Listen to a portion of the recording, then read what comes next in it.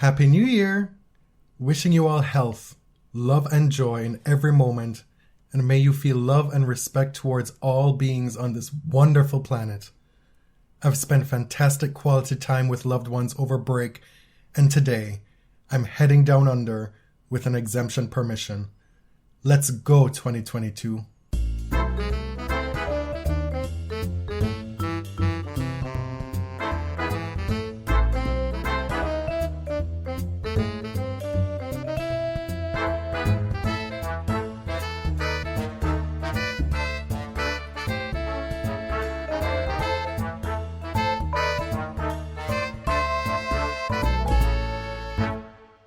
Let's go 2022.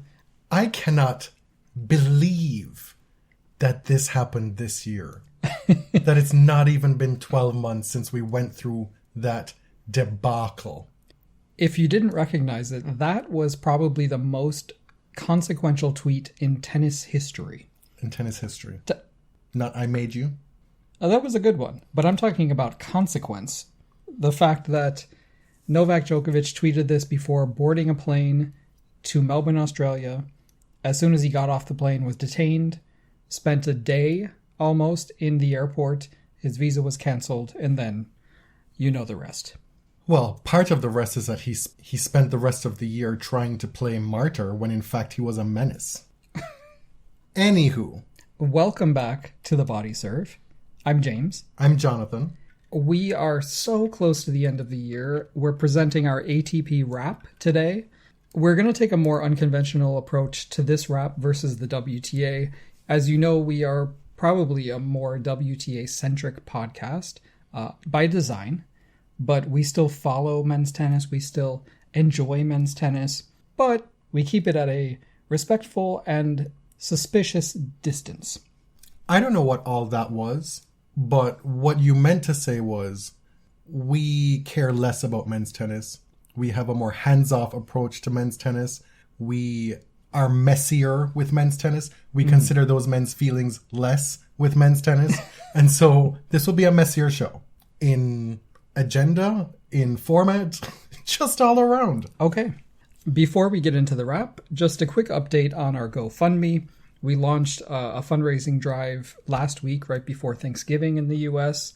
And thanks to you all so much, we've exceeded 50% of our goal already. We so appreciate it, and we're still going. If you'd like to contribute, you can find the GoFundMe on our Linktree, which is linktree.com/thebodyserve. You can find it through our Twitter or Instagram, any of our socials. And on Twitter yesterday, I shared some other worthy causes that we have supported in the past. And I encourage you to look on the Body Serve Twitter for those causes and consider donating to them as well. In keeping with the cold open of this episode, let's start with men behaving badly.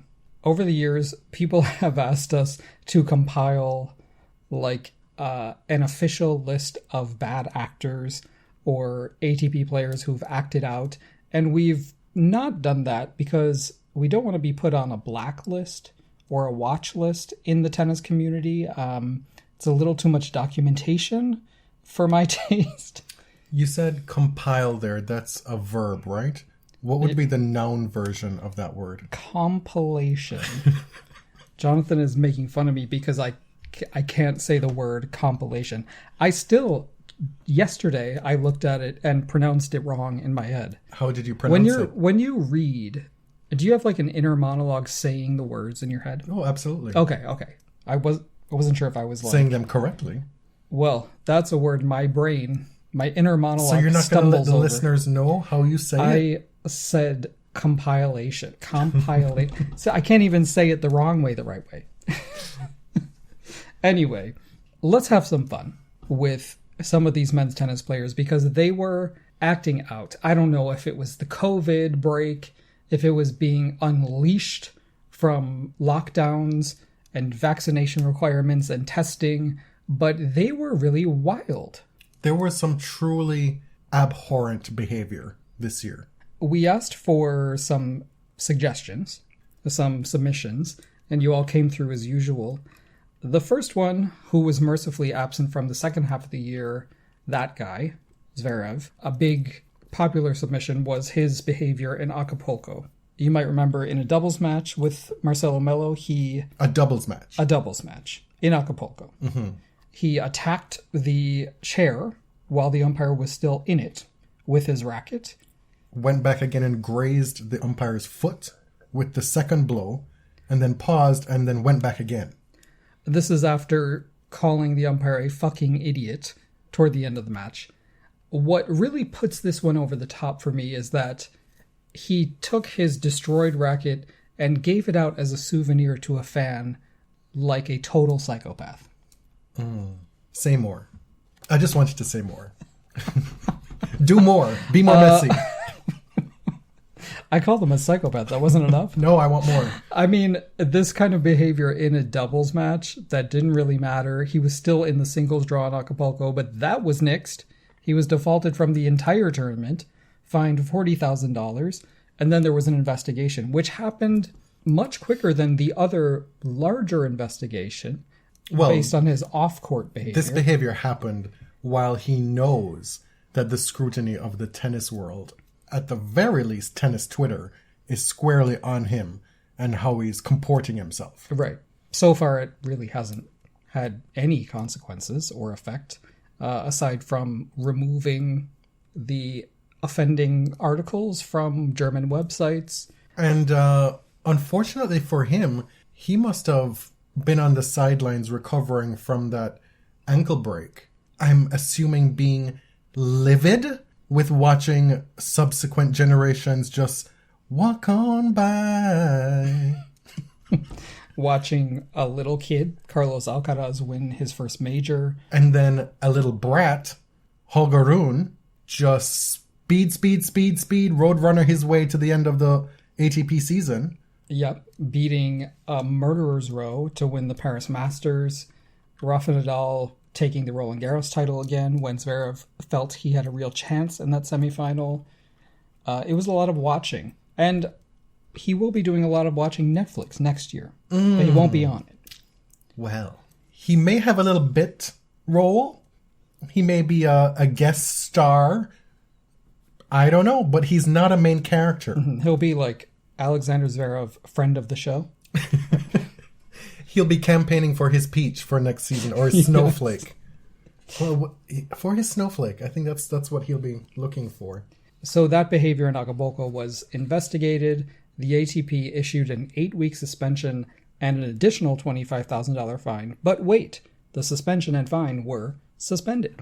If he got his act together and didn't offend again, those would be revoked. You hinted at one of the most hilarious moments of the season and you didn't get into it. You just went right past it. What is that? Since you got to read the Novak tweet, I'd like to read this one if that's okay. I feel like this is a joint effort because there are 3 different characters in this mini play. At the Australian Open, it became apparent that there were TV cameras following around certain players. And then we were made aware that Netflix was beginning a docuseries similar to the one that they did with Formula One, and they were targeting specific players to sort of craft stories around. In a press conference in Australia, Alexander was asked, "You haven't done any filming personally with Netflix?" I've been doing filming for myself personally, but no, not with Netflix. I think nobody has yet because nobody knew about it. They have. They have? Who? With what? I will tell you later. The moderator had to cut in and say, yes, they have, and we'll talk about it offline because this is getting a little bit embarrassing. It's like, it's okay, sweetie. We'll talk about it in a bit. Wow. Just a lot of heartache for him, but still no results to that investigation into the abuse allegations against him. And we assume he'll be back soon. He's expected to play in an exhibition soon. Of course, the other main character who you'd expect to be mentioned quite a bit in terms of the men behaving badly, Nick Kyrgios. And he shone brightly in that regard this year. It was a 5-act play. In Australia, en route to winning the doubles title with his friend Kalkanakis, he hit a ball into the stands, which actually hit somebody. And I guess that's okay. There are all these arcane rules about what happens when you hit a ball into the stands, and if it hits somebody, were they like gravely injured or not? But I have rarely seen a default for these sorts of things. This was maybe the year of the attack on the umpire, verbal and physical. Yeah. And what was a common thread was all of these men are out here saying, do your job, do your job. You got one job. Can't even do your one job. Why don't you do your job? And then when they do their job, but it's not to their liking, I mean, it's... Mm-hmm. Tennis's response has mainly been to remove those people completely, except for the chair umpire. At Indian Wells, after losing a long match to Rafa Nadal, Nick chucked a racket across the court.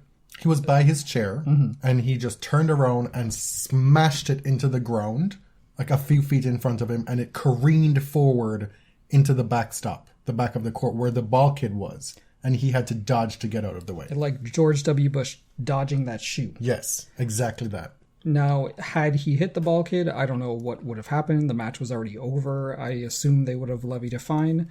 But Nick did this whole performative Instagram video giving the kid a new racket for free, like we're supposed to be moved. Now at Wimbledon, this was the big one. The match versus Tsitsipas, neither of them behaved admirably. Tsitsipas smashed the ball into the stands. Nothing happened because apparently it didn't hit a person. And Nick screamed about how that should be a default, couldn't let it go. And he said, if I had done something like that, I would be banned. And Maury said that was a lie, because you did do something like that at Australia, and you actually connected with a person, and you didn't get defaulted. So please. There are a lot of instances of Nick, messing with players' towels, especially with Rafa, these childish mind games, complaining constantly about the crowd to the umpires. And through all of this, we were getting a constant redemption arc, right? Nick is finally taking the sport seriously. And he played it up as well. Absolutely. He'd given no indication that he wanted to, quote unquote, take his career seriously, as has been prescribed by every tennis commentator in history, until he caught a case. And we've seen the playbook for men who are in this situation is to rely on their success as a fallback to make them impregnable. Right. And to be fair, I think we were seeing this steady narrative throughout the season, starting with his first major title in doubles at the Australian Open. And really the arc was, Nick Kyrgios is actually playing tournaments. And he's actually beating some people that he should beat, that he's talented enough to beat, right? He's talented. That's all we hear is the many, many physical gifts that he has on the tennis court. And this culminated at Wimbledon, where he reached the final, gave Novak Djokovic a really good fight. And this was in the midst of him being summoned to an Australian court to stand to possible charges of domestic violence. He hasn't actually appeared in court yet. It's been adjourned a few times. But nary a mention from any of the commentators, from most of the writers covering the sport. That wasn't the story, right? The story was Kyrgios' redemption, him finally taking his career seriously and fulfilling these prodigious gifts that he has. It's just like tennis doesn't learn anything. No, because you have this built-in protection. Right. It's a feature, not a bug, right? To ignore those off-court things, especially if they're embarrassing or uncomfortable. Let me just shut up and dribble for a while, and that will placate everybody. Right. We got a number of submissions about this topic. Daydreamer Oz replied, Craig effing Tiley. And I want to provide a reminder about what happened with Craig Tiley at the Australian Open, because he was a major player in what happened with Novak Djokovic's visa being cancelled. A menace. Another menace. So obviously the Australian Open and Tennis Australia was negotiating with the government about how to get players to Australia, because there had been very severe lockdowns in the country.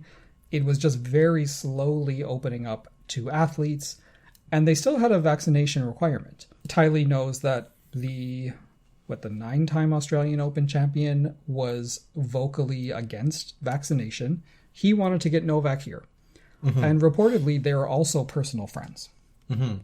But also Novak had stated throughout, this is my choice, my body.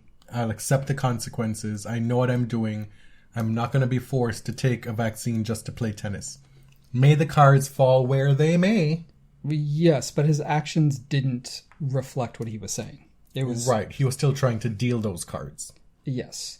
Craig Tiley had been pleading with the Australian government throughout the fall to allow exemptions for athletes, especially those with recent COVID infections. This is in November.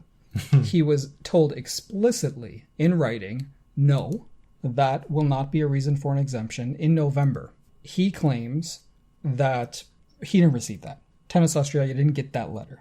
Now, he was also speaking with the Victoria state government, who he said could provide exemptions that would allow Novak in. But the Victoria state government could only allow exemptions to compete. They have no jurisdiction over immigration, which is a federal issue. So I understand, like, everybody made huge errors here. Mm-hmm. There was a political element with Scott Morrison. There were communication problems. But Tiley took the word of the Victoria state government and said, oh, that's good enough. If he can compete, he can get in the country. It was clear from this whole fiasco that there are a lot of people in this world who do not understand borders and what it takes to cross them. What's required to cross them. What millions upon millions of people go through just to enter a country. And what we learned throughout the saga in January is that the Morrison government had extremely stringent immigration policies. They weren't about to bend for Novak Djokovic, and this became, it became an election tactic for Morrison to be hardlined on Novak's entry. But the thing with Tiley is that, this man has ruled the Australian Open with an iron fist. It's really been his personal domain, and he has helped transform it into a huge destination, a very serious Grand Slam tournament, right? But you can see, like, when this sort of one-man dictatorship over the Australian Open backfires. So he helped to set this disaster into motion, and then a few days after, once the tournament began, he refused to answer questions. It was over. It was like it never happened. There was a shocking lack of accountability from him with what went down. Mm-hmm. And he did not suffer any consequences with his job. Like, it was never in threat, no. Despite all that. No, because I think overall, Craig Tiley is perceived as bringing in an incredible amount of money and investment into Australian tennis. Who's gonna fire him? It was another year where he made horrible decisions.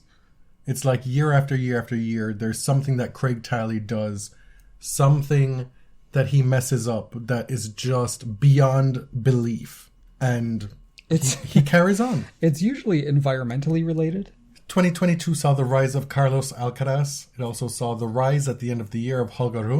And with that, we became intimately familiar with another dysfunctional tennis family. Well, we already knew a little about them after he said that homophobic slur. That might have been in, 2020 or possibly last year.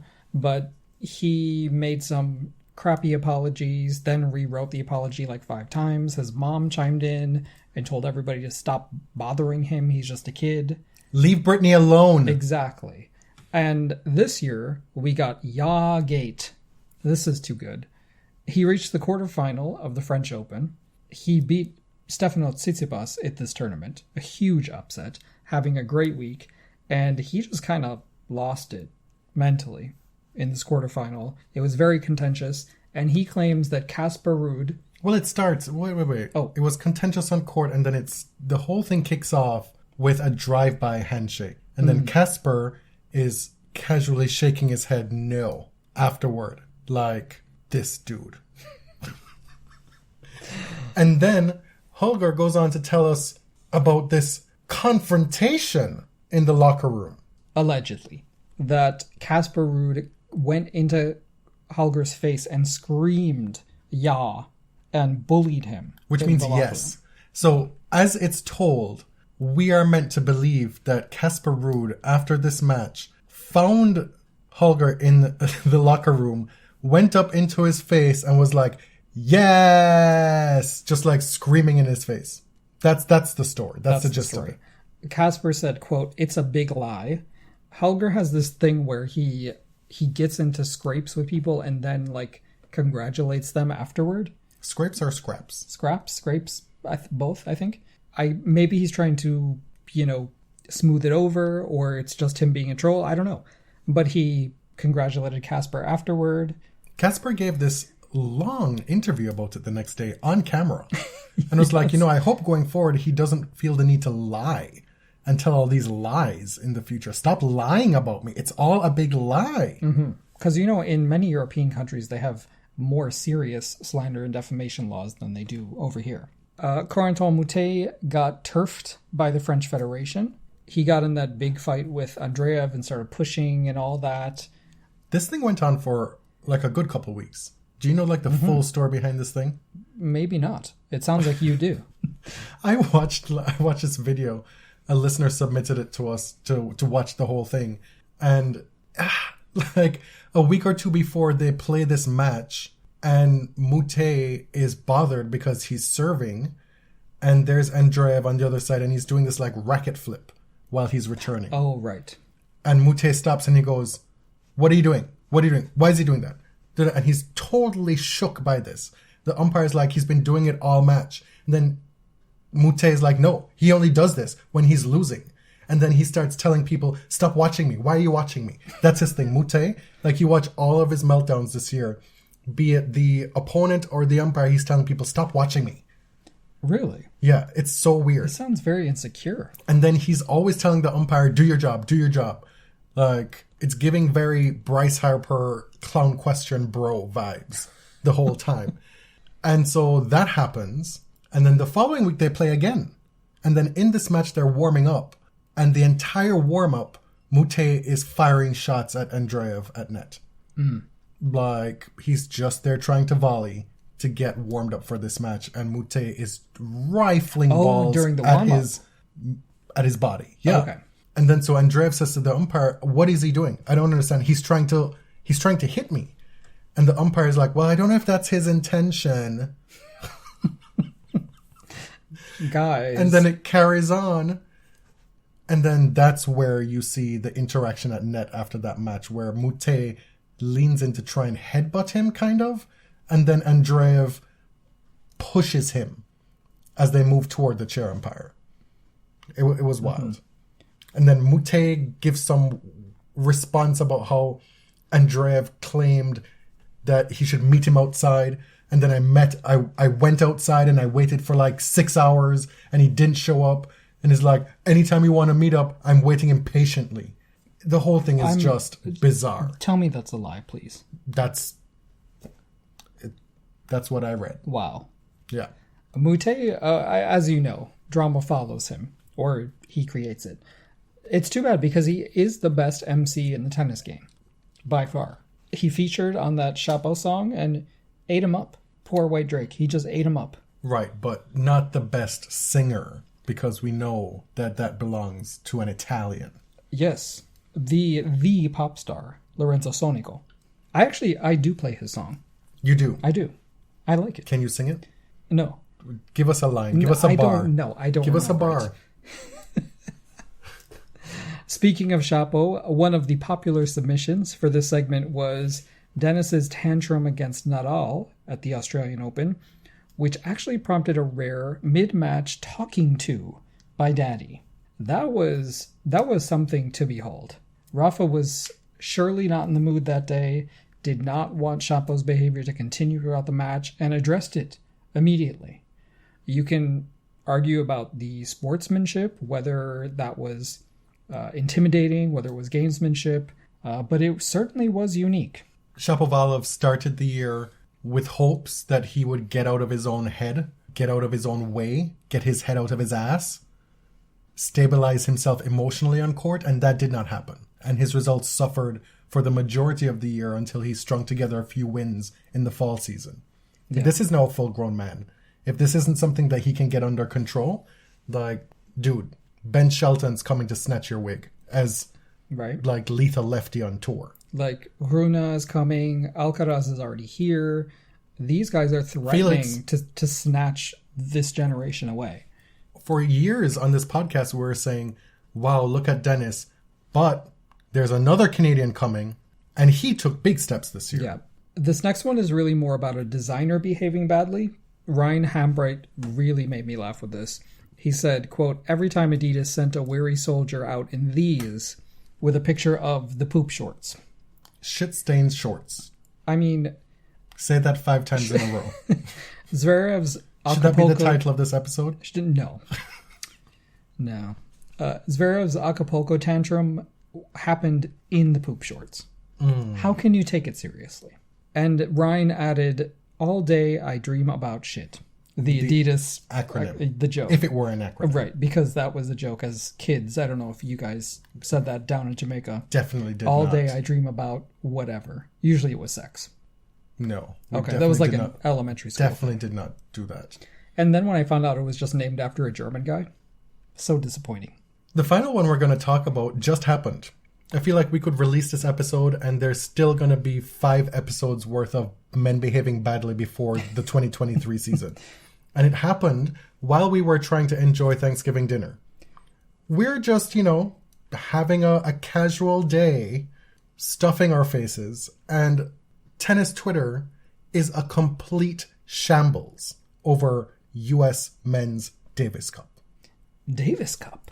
We even joked on the last episode that we were barely going to talk about Davis Cup. We didn't even know when it was happening. Well, you said that, and I said we shan't. Right. But it's Thanksgiving Day, and the United States Davis Cup team is imploding. Tommy Paul is firing off nasty tweets about would-be teammates. What happened was, Marty Fish, as the captain, declined to pick the number 1 doubles player in the world, Rajiv Ram, for the Davis Cup. There was an open spot. Right. There were 4 men of a possible 5 at this tournament. They chose not to select a 5th player. I don't know if it's because the USTA don't got the funds, that there's a money issue why they couldn't afford to pay for a 5th person, but this did not help their defense. The US team needed the doubles point to win their tie against Italy. Tiafoe had lost to Sonigo. Fritz beat Musetti. They're tied 1-1. And they put up Jack Sock and Tommy Paul and lose in straight sets to Bolelli and Fognini. Presumably, Jack Sock is there for one reason. And that's because he's one of the bros. Because he's not the best doubles player in America. He is a great doubles player, though. Yes, but currently he is not the best. By ranking and by results, right, the best American doubles player. And this kicked off a lot of discussion on Twitter about, wait, what about Rajiv Ram? He's won majors this year. They won the World Tour finals. What is going on here? Why wasn't he selected? Especially after Rajiv tweets on Thanksgiving, how's everybody's Thanksgiving going? After this has gone down, after the U.S. lost. Yes.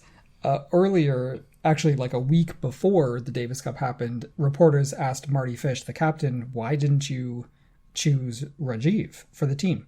And Marty said, I love Raj and his Davis Cup career with me isn't over, but this time Jack will be playing with Francis or Tommy or Taylor. As DC captain, it's my job to listen to the players as well. Ultimately, it's my choice and I make the calls, but I do listen to their thoughts and ideas. I mean, what did the players say? How do you read this and not read into it that it's the players that don't want him there? Well, clearly. And Tommy Paul filled that gap with this now deleted tweet where he said that Rajiv, although a big-time doubles player, basically struggles against anyone ranked in singles between 1 and 8,000. Those are his words. Which doesn't make any sense. It makes no sense. Maybe... And you guys lost anyway. Maybe the lads banded together and decided to make a political statement and punish Rajiv Ram for his performance with Venus Williams at the 2016 Olympic Games. Yeah. Maybe that's what's happened here. Somehow I don't think that is what happened. You know, this sort of gulf has left open a lot of room for speculation about how maybe Ram doesn't fit within the culture of the U.S. team. If you took into account the players' opinions about who should be picked, why didn't they pick him? Is this an age thing? Because it can't be that you don't think he's very good. That's ridiculous. And why not pick 2 doubles players then? Why not have Jack and Rajiv play together? Mm-hmm. It was so weird. And so I've got to think, we've seen this frat boy vibe in play at the Laver Cup, and you just wonder if Rajiv didn't fit in. They just wanted their whole frat boy clique. Maybe Rajiv had something to say about Greek yogurt. Let's not. Tommy Paul also tweeted, "It's so cool to see people who aren't/will never be Davis Cup captains pretending to be Davis Cup captains on Twitter. Hashtag tweeting from your parents' basement." Okay, first of all, Tommy Paul is not a Davis Cup captain, so I guess he can't say anything either.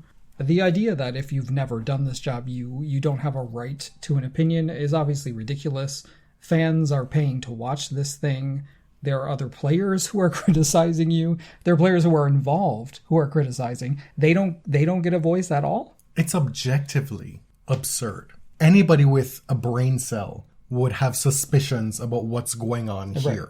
And is allowed to opine about it. People aren't making things up just to draw Reilly Opelka from his basement to tweet about it. Right. That's not what's happening. And what's wrong with tweeting from your parents' basement? Not everybody grew up rich. Not everybody has a penthouse. When you're tweeting like Reilly Opelka as Elon Musk 24/7, I have issue with that. It's giving basement bro vibes. And that even if it's not from the basement. That is one of the biggest men behaving badly situations of 2022 for me. Mm-hmm. It happened off court because he was on another one today. He sure was. What was this one about? It escapes me. It was about the Fernando Verdasco 2-month ban. Okay. A sidebar for a moment from Davis Cup. Today, it was revealed that Fernando Verdasco was levied a 2-month ban from tennis for failing to renew a therapeutic use exemption because he tested positive for an ADHD medication, which is called methylphenidate, also known as Ritalin, the brand name in the US. No, speak up. I want to hear you ask me about my drugs. So what happened is that Fernando tested positive for a banned substance for something he had been taking under a therapeutic use exemption and apparently forgot to renew. The ITIA accepted that he did, quote, not intend to cheat and that the violation was unintentional.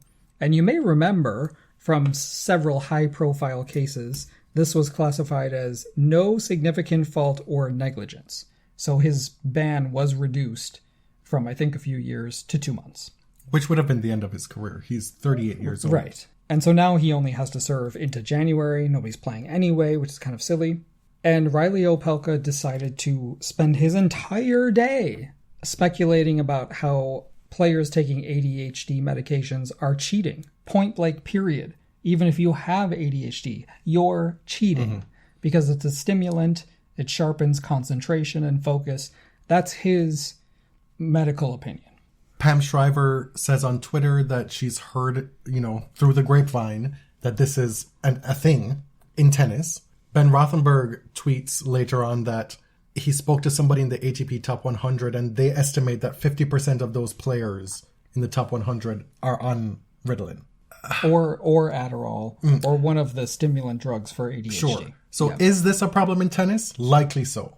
Is this something to get on your soapbox and accuse a compatriot of being a drug cheat when all indications are that he's gone through this process legally and that he has been diagnosed with ADHD? That is beyond the pale, and it's quite frankly disgusting. And it is something that's worth a nuanced conversation about. Pam was saying that there are rumors that some players are basically skirting the rules and claiming that they have ADHD. And we need to be very, very careful. And I don't think that Pam crossed any lines or anything, but we need to be careful not to speak in ableist ways, right? If someone has ADHD and they've obtained a diagnosis and they're being treated for it, that needs to be accommodated by tennis. And it is through TUEs. What Pam is saying is like there may be a bigger thing going on, and you better believe if there is a way for players to gain an advantage or cheat, some players will. Not some. Right? The majority will. The majority will. Like this has been the case across every professional sport in history. Your faves, the greats of every sport, the majority of them have gained some kind of advantage that, even at a very bare minimum, might not be the most above board. It doesn't rise to the level of absolutely. being illegal as currently decided within the rules Right. today. What's illegal now? But in 5 years and 10 years, that may change. Like drug testing may catch up. You know, We may there have may be different medical opinions on certain type of enhancements. different technologies, different substances may be used. Can we move past the purity porn of what athletics is? So Reilly, I mean, tweeted all day. Some really nasty and offensive stuff, ableist stuff. Like, in my view, if somebody has a disability and has gone through the sometimes very difficult journey of getting diagnosed, especially as an adult, we have a duty to accommodate them in a modern society. And so his view is that every accommodation for ADHD is cheating. It's also something that a lot of people go and suffer with undiagnosed. Absolutely, especially as an adult. So this idea that adults don't need it is preposterous. Reilly has, I don't know what's going on, man. Like, he's just become this sort of Elon Musk character. He says really nasty, mean things, and then he retweets all the criticism about him and says, "Oh, I'm toxic. I'm privileged." It's like, yes, you're catching up. I'm so glad. Anyway. It's just, more than anything, it's boring. I'm bored. I've blocked Elon Musk because I don't want to see that shit anymore. It is so boring. Non-critical contrarianism. And I don't want to hear about Reilly Opelka on Tennis Channel again. I won't see it because we don't get Tennis Channel, but I don't want you all to have to deal with that going forward. Because let me tell you, coming after Coco was the straw that broke the camel's back. Allegedly. In your mind. In your suspicions. But not allegedly. Let me reiterate, this is a Coco Gauff advocacy podcast, so it will not be tolerated. I said that we would not be talking about Davis Cup on the show, so congrats to Canada. I'm not interested in the lucky loser shit. The fact that they were given a wild card, they were beaten in 4 straight matches in February, some shit like that, only to come back and whoop the lads, whoop the boys. Congrats to them. Listen, it's not Canada's fault that the entire tennis world decided to ban Russia from everything. They got this sort of lucky loser spot, which doesn't really happen in Davis Cup. I literally just said we weren't going to talk about it. I feel like it should be talked about. That we are podcasting from Canada. Canada just won Davis Cup. It's a historic thing. Canadian tennis podcasts. Literally, there are some. Yes. But let's talk about Felix for a second. We'll talk about him later. Yes, so let's talk about this tacked on then. Fine. I do want to chat quickly about something we asked in January. We asked, does the ATP Cup have a future? And it turns out it does, kind of. And it's morphed into this United Cup, which is a joint men's and women's tournament. But somehow, Canada, after winning the ATP Cup and Davis Cup, has not qualified for United Cup. Why is that? That's because of these very specific rules about qualification, which to me is just absolutely wild that they did not qualify under any of them. They choose 6 countries based on the ATP ranking of their top singles player. Likewise, they choose 6 countries based on the WTA ranking of their top singles player.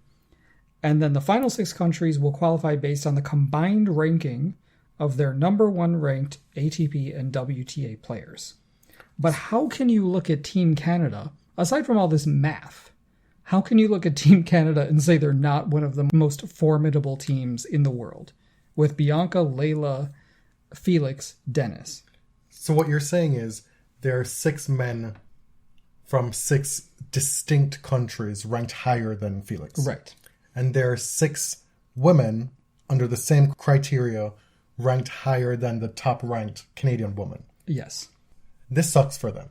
It sure does. It's a made-up tournament.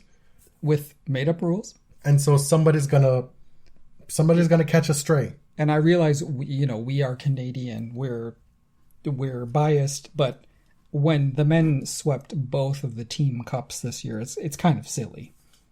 We're going to talk about some notable moments. On the WTA show, we went through kind of chronologically through the season and talked about the trends and stuff. This is more about picking out specific remember whens or... We were talking privately, and I had said, we're definitely not going to do a chronological thing with this because, it should be a little bit more free-flowing. And here I have, on the agenda, you write, notable moments, chronological order. Well, it only makes sense. It can't be total chaos. So let's start with, I'm heading down under with an exemption permission. Djokovic is chucked from the country after so much back and forth, a court ruling, an appeal, another hearing that we all watched in the middle of the night in Eastern Standard Time. Djokovic was deported. They upheld the cancellation of his visa, and we got really one of the most memorable men's finals of the past, 5 years? Rafa Nadal beats Daniil Medvedev in 5.5 hours. He was down 2-0. He was serving at 2-3, love 40 in the third set. This was done and dusted, right? This was so close to being over. Medvedev had made an Australian Open final before. He was surely at that time a better hardcourt player than Nadal, and it was truly unbelievable. He was a better hardcourt player than Nadal in those 2.5 sets. That's for sure. Yeah. I watched it. I watched every point of that match. So this victory closed a 13-year gap between Rafa's Australian titles. It put him ahead in the Grand Slam title race with 21. It gave him a double career Grand Slam. I mean, this is something that Rafa fans could never have hoped for. It just felt so out of reach. I certainly didn't think it likely at this stage of his career. I mean, there's so many things that happened in 2022 that just did not feel real as they were happening. Rafa winning this match. Ash Barty not only winning Australia, having Yvonne Goolagong present her the trophy, but then to retire a couple months later. That didn't feel real. Serena retiring didn't feel real. Being at that match watching her beat Kontaveit did not feel real. Roger Federer no longer being a professional tennis player did not feel real. It was huge tectonic shifts in tennis this year. Massive. And I think looking back and preparing for these shows, we took it for granted as they were happening. Clearly they didn't all happen at once, right? Mm-hmm. So you don't get the grandiosity, the collective grandiosity of it. But then to look back at it, to try and put all these stuff together, it's crazy. Well, I can say from experience, trying to cover these things as a podcaster, you don't want to be on 11 all the time, right? If things are crazy all the time, you think, oh, I must be overreacting. But looking back, it is dreamlike and nightmare-like. And so many surreal things happen in the season. Rafa starting with a 20-match win streak, winning the Melbourne warm-up, the Australian Acapulco, reaching the Indian Wells final. Hardcourt king. Right. And then... At 36, 35 years old at the time? But the Indian Wells final, after he beat Carlos in that sandstorm, that really kicked off an incredibly injured season. Right? That was a massive shift in Rafa's season because it became a miserable slog through injury while still winning.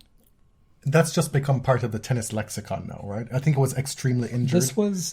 You said incredibly injured. That's a famous Maria Sharapova quote. It's no longer used in an ironic way. It's just what it is. Yeah, you remember who it was about, right? Miss Azarenka. Indeed. But Rafa's win streak was a huge story through the first few months of the year. Taylor Fritz winning his first Masters 1000 title and being followed by the Netflix cameras was another one. Back to that Australian Open final. Mm-hmm. It was unlike anything I'd ever witnessed in tennis.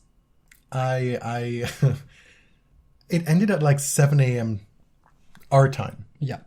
Didn't I wake you up to be like, he's actually going to do this? Yes, because I set an alarm and slept through it. And the thing about it is that it had this constant build of, could he?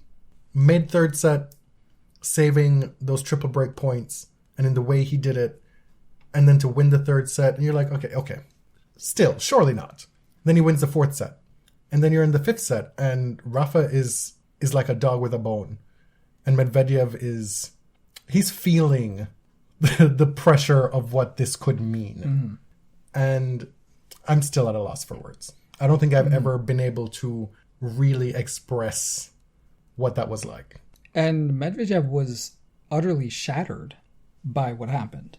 He was devastated by the crowd, he said. And he said, the dream is gone. He's lost the spark. And of course, that was shortly after losing. But there was a little bit of a spark missing from Medvedev for the rest of the season. Even though he snatched the number one ranking, he ended this long consecutive streak of Novak at number one. And he stayed at number one for 16 weeks during this year, but it never felt like Medvedev's year. While he was number one, it felt like, oh, Carlos is happening, right? The last thing I'll say about that Australian Open is that it was particularly delicious as a Rafa fan. Not because he now had 21 slams and was the leader. I'd given up all interest in that part of it. Because I still, to this day, assume Novak is going to end up with significantly more, even, than everybody else. I was like, okay, that's cute. But the fact that this tournament and our coverage of it started with that tweet, that cold open, and we went through all that. We were staying up to watch Australian courtroom situations. We were watching legalese. I mean, we were having to read legislation about Australian immigration law. This is what tennis Twitter does, right? We had to live through the mess that his fans caused on social media. But what made it delicious is that a tournament that any reasonable person would give Djokovic a 90% chance of winning. He, through his own actions and stubbornness and fill in the blank. Right, because brought this upon himself, created the vacuum for Rafa to do this, and also showed that tennis can thrive without him. That's the kicker, is right. Like tennis, men's tennis, women's tennis can thrive without any star. It may take some time, but this year on the ATP side, it showed that they're ready.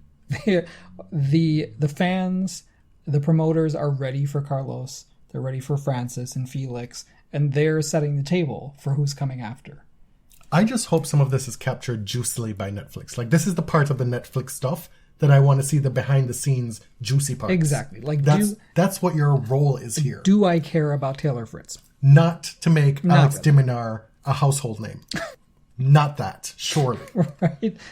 So since I'm being made to talk about this in a chronological fashion, Medvedev ends Djokovic's 7-9 week run at number one in February and holds a top spot for 16 weeks. But as you mentioned, it never really felt like his year. And then we get to the spring, and Rafa still has his win streak going. It snapped in Indian Wells. He has the injury that he suffered, I believe, in the semifinal. Still went up for the final against Taylor Fritz. Fritz wins. Big Netflix moment for him. I'm sure that we will see whenever that's released. But at this time, the tide begins to shift toward Alcaraz. It had been building. The media was ready for it, and he started delivering. He becomes one of the dominant stories, really, starting in March, winning Miami, beating Casper Ruud. He wins Barcelona without Nadal and Djokovic in the draw, but still Barcelona is a venerable clay tournament. And then finally the Madrid title, beating number one Djokovic, number three Zverev, number four Nadal. I believe you have written here number one ND, number three Rat, and number four Nadal. I did. I didn't say Rat. And then, of course, the culmination of his year. He didn't win Roland Garros, as some predicted, but he won his first Grand Slam title at the US Open.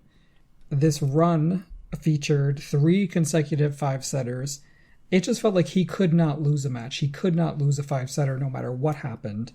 There was a classic, an all-timer against Jannik Sinner, who had beaten him twice just a few months earlier in the summer. A semifinal against Francis Tiafoe, which is one of the highest rated matches on ESPN in a while. And finally, that 4-set final against Ruud, which Ruud felt like he was in control of for a good little while. That's the Alcaraz arc. Mm-hmm. Before the US Open, we still had the French Open and Wimbledon. Rafa Nadal doubts about his body based on the injury in Indian Wells, doubts about his foot. He wins his title, number 22. So, yes, the tide is turning toward Alcaraz, but Rafa still has won both slams at this point. Mm-hmm. Ridiculous. He reportedly received injections in his foot during Roland Garros to numb the pain. He beats 4 top 10 players to win the tournament, so you can't complain that there was an easy draw, because he beat Felix, Novak, Djokovic, Zverev, and Ruud to win the title. His 8th slam in his 30s. Not quite as many as Serena, but we're getting close. And 14th overall Roland Garros title. The thing about Nadal in the GOAT debate is that this otherworldly achievement that will likely never be topped, that will probably be one of the unbreakable records in all of sport forever, is used as a black mark against his candidacy. Right. It's seen as a detriment to his GOAT candidacy because Clay is somehow less legitimate. It's absolutely absurd. This after he was the hardcourt king to start the year, only felled by injury. What could his year have looked like if he played injury-free? What could his career have looked like if he played injury-free? And of course, it's a useless argument in a lot of ways because everybody plays with injuries.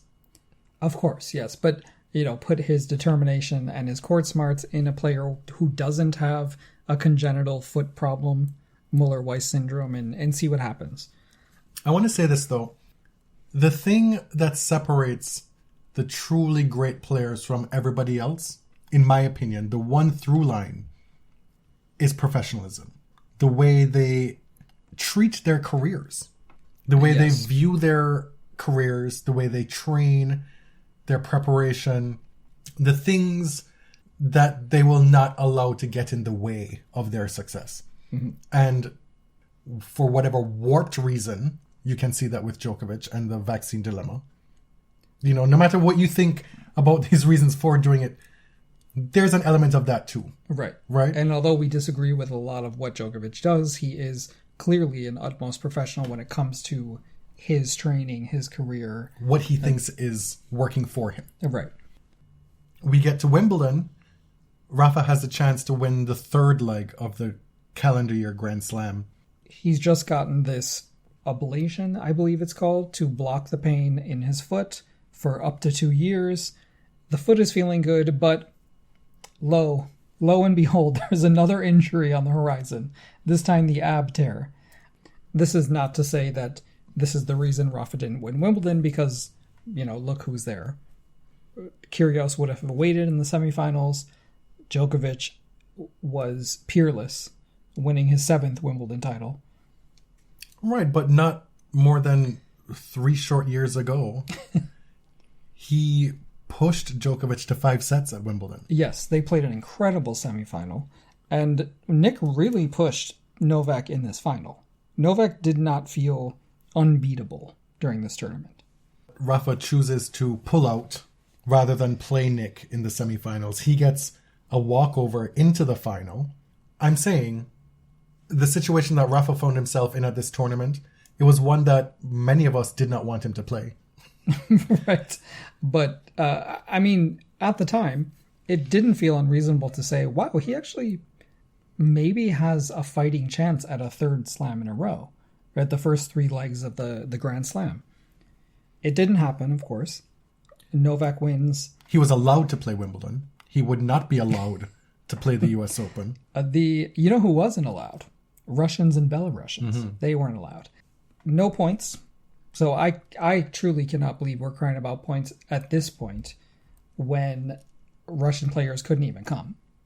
But that's just me. That's just my little opinion. We talked on the WTA episode about one of the big stories of the year is that the COVID protocols kind of fell by the wayside throughout the year. And Wimbledon didn't require COVID testing at all. They take seriously their role as a British institution. This is how they speak. I'm not just making fun. They're the firm of tennis, if you will. Basically. And they took cues from the British government about the Russian ban and about COVID protocols. And lo and behold, guess what? Matteo Berrettini, Marin Cilic, Bautista Agut test positive for COVID in the first week and pull out. Berrettini is the Queen's champion. He's someone who is a top contender for the title. This is his best surface. And a former Wimbledon finalist. According to the rules, he could have tested positive and decided to play anyway. But they relied on people's honor to pull out if they were positive. Into the summer hardcourt swing. This is where we got back on tour. We saw tennis in Toronto, and then I went to the US Open. But you have here written that we had some random winners in Canada and Cincinnati. Just like on the women's side, don't at me, we had Pablo Carreño Busta win Canada against Horkach. We had Borna Coric, comeback kid, win Cincinnati. They were kind of random. They were surprising winners. Yeah, and with all that momentum, he went to the US Open and just spat all over the court. He was nominated for Comeback Player of the Year, though, which I agree with. Sure. And he's growing his hair out. It looks really good. Okay, and it's one of my big disappointments of the year that I have fallen out of, that he has fallen out of my favor. Oh, okay. Based on what I've seen of him in person. Very aggro. Yes. Yeah. All right. U.S. Open, we talked about what happened at the U.S. Open. Don't skip past Boris Becker. Well, this is actually misplaced. This happened in April, out of chronological order. Imagine that. Mm-hmm. Boris Becker was sentenced to prison in April after being found guilty of hiding assets and debts during a bankruptcy proceeding. 2.5 million pounds of assets and debts he hid. We don't have to say allegedly anymore because he was convicted. So he's been in a British prison for a little while. And I've seen reports this week that he's going to be deported to Germany before Christmas, which means he'll be released from prison under this program for foreign offenders to kind of free up some prison resources in the UK. We get to the US Open, and not going to lie, being on site, one of the things I was interested in seeing, after having not been at the tennis for a few years, was, what these men were saying in person, looks-wise. Mm-hmm. Mm-hmm. I was mere feet away from Matteo Berrettini. And, he looks better in person. I'll say that. Really? Yeah. I mean, he looks very good in photos, too. Right. Although I would personally never be caught dead wearing the name of a Nazi on my clothes, but that's just me. Well. You can look it up if you want. One of my favorite memories from that tournament was watching Frances Tiafoe on, I believe, the grandstand late one night close out his early round match. That was a lot of fun. Yeah. Frances is one of the stories of the year for us being, I'm American, but simply having been a fan of Frances for a long time and seeing what I feel like is another come up is reaching another rung, getting to the semifinals of that U.S. Open and competing admirably, finals in Estoril and Tokyo. And you feel like he's ready to make that next step. And with Frances and with all black tennis players, there are weird, insignificant controversies following them at all times. Are you referring to Greek yogurt for this one? Well, we talked about the Laver Cup thing when it happened, and we both said we're not huge fans of kind of the frat boy bro culture. I'll give them that. That's an understatement. Yes. I don't love it.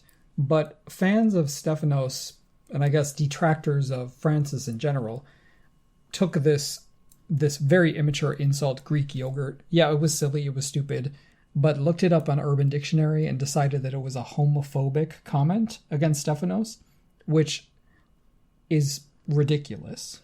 Nobody has ever heard of that. Nobody says that. Did you know that? I certainly didn't. No, they had to look it up. But we are old now. Sure. These are younger people. Yes. But I'm going on record to say that I do not believe that. Okay. But it's still following him around. And then this week, and I'm not going to name them, but an account on Thanksgiving Day in the U.S. tried to create this silly controversy about Francis wearing headphones during the national anthem. Who gives a fuck? First of all, if he was wearing headphones, I don't care what he was doing during the national anthem. I refuse to engage in this discussion. I don't care if he was breakdancing during the national anthem. I personally feel that these national anthems should not be present at sporting events. Period. Point blank.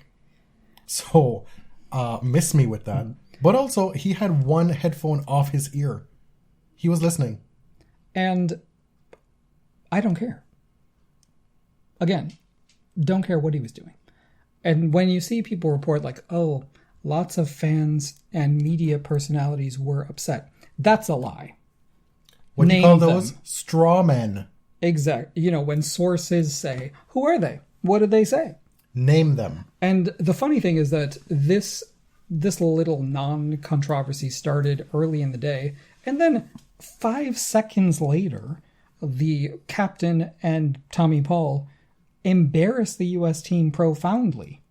Like, that is an embarrassment. Right. Truly. So it makes me mad.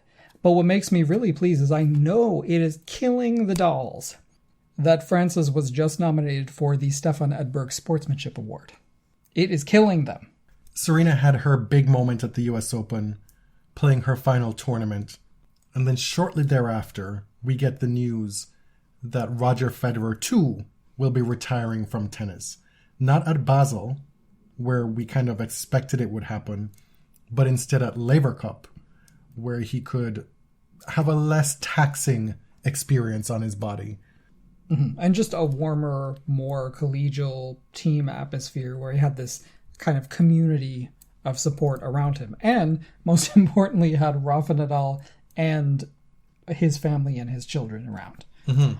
Rafa said that he was not going to be there if not for this moment. He got on a plane. He came. And this was another moment that felt dreamlike. The kind of emotion and affection that was spilled by these guys and amongst them, it was really unusual. And it was befitting someone of Roger's stature in the game. But it was almost disarming to see two grown straight men hold each other's hands and weep on each other's shoulders. And well, it was more like a touch on the hand. Well, it was captured by the camera as like a more permanent moment than it was. Okay, fine. But still. I know that European men are more physically affectionate. That image endures. Yes. We rag on Laver Cup all the time. It's one of our favorite pastimes. We know what they did to actively conceal stuff with that guy's investigation. Mm-hmm. If you've been blocked, you know. That's part of it. But they've also been able to build its profile and its legacy at this point on the backs of Federer. Yes. Federer and Nadal. Yes. And this was the ultimate culmination of that. And it works for them because there is a genuine affection between the two of them. Right. Rafa was tore up over this moment. Mm-hmm. He said that he felt like a part of him was leaving as well. Mm-hmm. And Laver Cup can create moments, no doubt. What I've always objected to is them positioning themselves as a serious competitive endeavor and trying to convince us that the results of Laver Cup mattered. Because I don't think they do, but I don't think that needs to be the purpose. We have majors, we have ATP finals, we have a million tournaments. We don't need it to be consequential. Just say this thing is to make a ton of money for a ton of people, including the players, have a kiki kaka, laugh, have a laugh, Right. But why do we have to add trumped up import to it? Yeah. It doesn't need it. Like, there is a space in tennis for this kind of event. Right. Because what you get when you invite Americans, and especially white Americans, is you get this really toxic bro team. No, who wants to see that? Like, you could watch football for that. It's giving, that's all you've got, lady. 2 wrong feet and fucking ugly shoes. That won Julia her Oscar. I'm glad she has an Oscar. Ellen Burstyn already had one from the 70s, so sorry. Anything you'd like to add about Mr. Federer? No, I think we kind of said it all on our Bye-Bye Federer. We Bye-bye Birdie. Basically did a Bye-Bye Barty episode in March. We did an episode mostly concerning Federer's retirement in September. And the Serena one is still... it's still kind of in utero. Sorry for the graphic I have description. more fully formed ideas about what we're doing with that. And I don't think it has to be that deep. Okay. I think it will be best served having fun with it. All right. Let's talk about a few of the many retirements this year. The other big one, of course, was Juan Martín del Potro, which is really a story of what was left on the table. You know, what he could have achieved if not for all of these myriad injuries. And also a story of what he's left to deal with. Yes. Because he gave an interview that was quite harrowing to read, let alone to live through, as he is right now, mourning the death of his tennis career in ways that most other players don't. It's different. He said that, talking to other players, they say, well, I kind of prepared myself for this moment over the last 2 years. I made my peace with it. He's never been able to make peace with it. It's something he's always wanted to keep doing, and he tried and tried through 4 knee surgeries, multiple other surgeries, countless rehabs, stops and starts. And every time he tried something, it didn't work, and there was that crushing disappointment. Mm-hmm. And to the point where one day he just had to stop. And he is not prepared yet for a life without tennis. And man, that was... When you combine that with him hanging his headband on the net after his last match in Argentina, which wasn't even intended to be his last match, but he was like, I can't do this anymore. Right. Yeah, when you've basically been born to play tennis and this is your life for 30-something years. Let's be real here, too. A lot of these players, they've been bred to play tennis. Yeah. We also saw my fave, Jo-Wilfried Tsonga, my problematic fave, Tsonga, leave the game. He spent many months in body serve jail. He was in the Hall of Shame for a while. Yeah. For failing to beat Tennis Sandgren from 2 sets up. He should have been jailed for the hormones comments. That too. That may have predated the podcast, to be fair. I should hope so. Because that would have been a serious blind spot on our end. Yeah, we have covered that thoroughly, so you can go back and listen to it. But I'm really sad to see Tsonga go. He is one of the players who was actually born in the same year as me. So we're both very old. Do you know who you are not sad to see go? Who? Gilles Simon. But yeah, we just talked about him, so we can move on. Kevin Anderson. A 2-time major runner-up? Mm-hmm. Wimbledon and US Open. Tommy Robredo, a player I really loved in the mid-2000s. Sam Querrey, Noah Rubin, maybe not technically a retirement, maybe like a hiatus.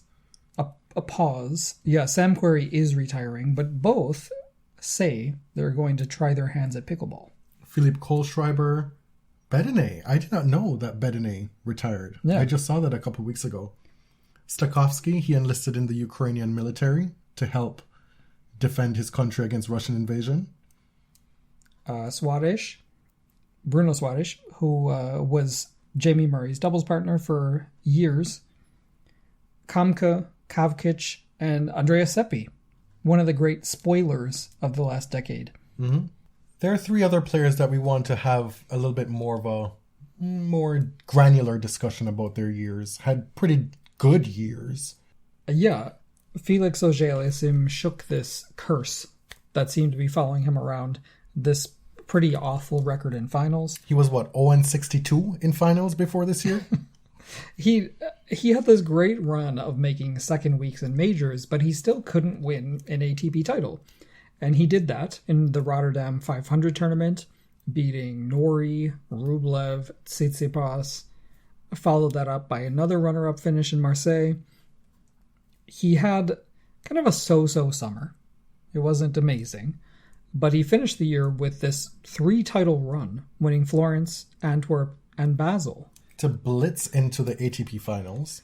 And then leading his team, winning all of his matches to win the Davis Cup title for Canada. And then doing one of his patented semi-rhythmic dances.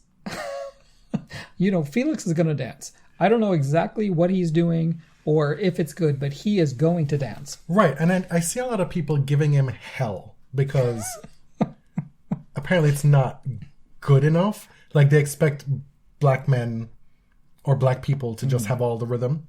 Yes. And I'm here to say, he doesn't look bad. He doesn't look terrible. Would he win a competition? No. But it's not embarrassing. It's cute. For me, it at is least. cute because I would support pretty much everything that Felix does, as long as it's not toxic. Okay. If he wants to do some awkward dancing, I support it 100%. Would you support his survey of gays on the ATP tour? Absolutely. You don't find it too intrusive? He said, I did a survey of the gays, and here's what I found out. It was such a weird framing. I actually put this on the agenda forgetting that it was in 2021 that he said that. But the girls brought it up again in 2022 to make fun of him. Because the ATP did actually announce that they were starting a partnership with You Can Play to basically make the environment better for, potentially, LGBTQ players. Somebody else who's gotten a lot of flack in these Twitter streets, the Jaameister, Casper Ruud. Well, you look back at 2022 and what do we have? We have a 2-time slam finalist. We have finishing the year top 3. We have ATP finals finalist and a further 3 titles. Is that correct? Yes. He actually had a shot at number 1 a few times this year. He could have won the US Open final against Alcaraz.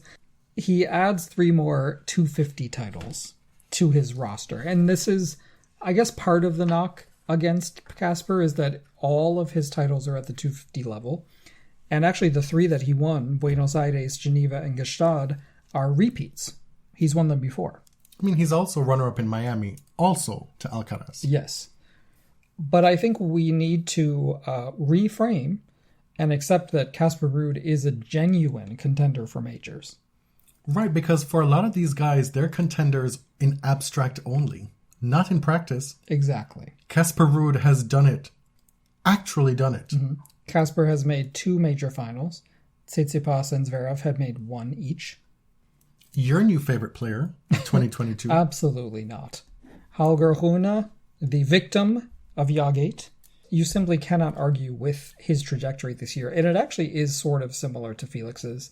He wins Challenger in San Remo on clay, Munich on clay, and then he notches this pretty massive upset of Stefanos Tsitsipas at Roland Garros. He was the runner-up the previous year. It's the battle of troubled families. Youths, yes. And then in the fall, he goes on this run, reaching the final of Sofia, winning Stockholm, runner-up in Basel to Felix, and then the biggest of all, wins the Paris Masters title. And look at the draw he went through. Stan, Hurkacz, Rublev, Alcaraz, Felix, and Novak Djokovic. I wish for him in 2023 to move past the pick me shit. The look at me shit. Please. And also please stop commenting on female players' Instagrams. We don't need that. Oh, he's doing that too? I mean, not in a creepy way, but just stay away from them. Oh. Always got something to say on Twitter. If you are to be here, and I suppose it's not to be avoided at this point, level up the professionalism. I fear that he's not going to grow out of this. Of course, I don't know that, but I fear that the family condones it, possibly helps to produce it. The fans do too, because apparently I'm told, again, as has been the case with scores of players over the years, tennis needs a villain. Tennis needs a bad boy. Tennis needs men behaving badly. I guess. And it made up 45 minutes of our show. If you are one of those fans who think that way, kudos to you to getting to the end of this episode. Because historically, that has not been our bag. We've been very upfront about that. Yes. We've been very, very negative about men's tennis. And it's not something that's going to change. Like, you can create compelling, competitive, even drama-filled tennis matches, rivalries, narratives, without people being dicks. So nasty and so rude. You're living in a Big Four world. Oh my God. And where we are is not a Big Four world anymore. We're Breaking Bad, okay? I feel like there are many references in there, and I struggled to catch them all. Well, So Nasty and So Rude was knee. Okay. Mm-hmm. The big three, that wasn't a reference. Unless it was unintentional. Was there a Material Girl reference in there? We are living in a Big Four world. No. No? No, it wasn't. I would never reference Madonna. But the point is, be prepared for a less kind and less gentle ATP than it was during the Big Four heyday. Okay. I'm okay with that. Just don't be mean about it. What are you not getting here? What do you mean? Less kind and less gentle? That's I the mean opposite. mean. I mean, if you're going to be mean, at least be funny. Right. At least be smart. Compelling. Like, do something different. Don't be Elon Musk. Well, to be fair, Holger is doing something different. Sort of disproving my point here. We need to move on. We had a request to talk about Andy Murray's year. What is going on with Andy Murray? Tell me. And it's not Andy Murray of 2016, but it's not bad. Okay. He started the year ranked 134 without direct entry into anything really, still relying on wildcards. He finishes the year inside the top 50 at number 49. He made 2 finals, one of them Sydney, pretty big one. He made a grass court final in Stuttgart. So that's 2 finals. He made another semi and then 2 other quarters. 3rd round at the US Open, his best result in a slam. Of course, he didn't play the French Open. He did this weird thing where he said, I'm going to skip the clay season, but then he ended up playing a little bit in lead-up tournaments, but didn't actually play the French Open. It's a lot to expect Andy to win multiple best-of-5 set matches with his current skill set and body. Mm-hmm. That's just the reality of it. I could see him, for as long as he continues to play and being healthy, grinding out being a top 30 to top 50 player. Maybe top 25. I don't know, right? But with a big result. Yeah, but I do think that his days of being a world beater are beyond him. And I went back and looked at his 2016 season today, and I'm really left wondering, how did this happen? And no wonder his body broke. Oh, because of how much he played? How much he played, how much he won. It was just entirely too much. And with his style of play, if you're an Andy Murray fan, I think the challenge is to adjust to a new normal for him. It might not be enough for him. It might not be enough for you. But there's still enjoyment to be gleaned every now and then. How is he with a metal hip supposed to compete with Carlos Alcaraz flying and bending and jumping all over the court with acumen in spades?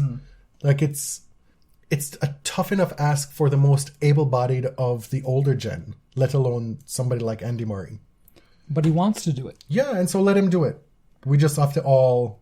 He can do whatever he wants, but we have to all just kind of adjust our expectations. Right. Me personally, I have stopped watching his matches because I don't have the bandwidth for that. Fair enough. I mean, you were watching Venus in Asia throughout the tough years. You've been through it. Also, his tennis wasn't always enjoyable. It's less so now. Fair enough. Still love him, but it wasn't always enjoyable. Let's cap off the episode and the season with talking about our breakout picks for 2022 players. And as usual, we chose players from 0 to 50, 51 to 100, and 101 and up to have breakout years. Mm-hmm. So let's see how we did. I like this one because I did 10 times better than the WTA. Same. I feel like we both had successes here. Right, but I still did better than you. Okay, whatever. I'd like that to be stated for the record. For the top 50, we both chose Taylor Fritz to break out. But I also tacked on Frances Tiafoe. Yes. And Taylor Fritz, top 10, and Frances, number 19. So both successful there. Career highs for both. With notable big wins. Fritz won Indian Wells in Tokyo, made the ATP finals. We talked about what Frances did. For the 51 to 100 category, we actually both picked Cressy. And that was a little bit easier because he reached a final in Australia during the lead up to the Australian Open. So it was kind of cheating. But it wasn't a bad pick overall. He won the Newport title on grass. He reached the Eastbourne final. As I said, he reached the final of the Melbourne Somerset. The other player that I picked was Alejandro Davidovich Fokina. And that was not a bad pick. His big result was reaching the final of Monte Carlo. And that seemed to push him points-wise for the rest of the year. Because it was a pretty so-so year. But he finishes 31. Yes, he rose from number 50 to number 31. I picked Cressy, as you said, and also Brandon Nakashima. Oh, hello. Hello. Tell us what he did. Wimbledon quarterfinal, San Diego, and Next Gen winner. First ATP title and the Next Gen title. And then from the 100 and above, 100 and beyond category, I picked Andy Murray, which if you consider he went from 134 to 49, not bad. Yeah, it was a good choice. And then also Kokkinakis, which it didn't turn out to be a great choice. Won the doubles title, of course, at the Australian Open. My pick wasn't much better. I picked Ernesto Escobedo, who only played 2 matches on the ATP level this year and lost them. And he's now ranked number 229. So that was not a great pick from me. But I have hope. That brings us to the end of our tennis covering 2022 season, barring something batshit. We may be coming to you with a pop culture episode. Mm-hmm. But if not, auf Wiedersehen. Adieu. No, I mean, we have to come back because it's not even December. It will be probably when the episode is released, but... You don't want a break? Well, I do, but, we have a GoFundMe open. We have to give the girls something. Yeah, which is why I want to do the pop culture thing. We haven't done it in a while. It's usually your bag. You're usually jonesing for this type of episode. I know. And now you feel like you don't got nothing to say. I'm not feeling... I will. I'm not feeling it right now. It just cannot be Oscars related. It cannot be horror film related. Those are just my 2 special, very fervent requests. So what am I supposed to talk about? Charlie D'Amelio? Whoever these... I don't even know what is pop culture these days. I'm too old. Pop culture is whatever you find interesting in the very vast pop culture landscape. You don't have to try and keep up with the young ones. Okay. People who listen to us are too of a certain age. Some of them. Some are much younger. Some are much older. I'm proud to have that spectrum. Okay. I'll think about it. Thanks again to everybody who's contributed to our GoFundMe. You're amazing. Just amazing. Like you said, we're up to 55% of our overall goal. If you've enjoyed the show over the years, if you're able to, please consider shooting us a tip, a donation. You can find the link at linktree.com/thebodyserve, or, just Google GoFundMe and the Bodyserve, or either of our names. There are many ways to find us. $75 or over, we will send you a postcard, handwritten, new designs, and a bookmark. Or 2. I think we did 2 bookmarks last time. Yeah, we can't go from 2 to 1. I know that it's been inflation, but Thanks for tagging along for 2022. Season 8 seasons in the books. Just today, I got the Twitter notification that 8 years ago today, we created the Body Serve Twitter account. Yes, you were a little previous with the account because you wanted to put the name out there. It was very smart. Well, not only, but I wanted to make sure that the one that we settled on was available. Yes. So it made sense. But then once that happened, then it became kind of real, right? Because we had to. You had to be like pulled along for the ride at the start. I did not want to do it. You're like, I am not doing that. I hate the sound of my voice. This is stupid. Who's going to want to listen to us? And 280 something episodes later, 285. Some people are listening, and we appreciate that. 8 seasons. Never expected to be here. But, life throws you curveballs. But you know what? We're still here. My name is Jonathan. You can find me on Twitter at tennis_John. And I'm James at ElliotJMR. 2 L's, 2 T's.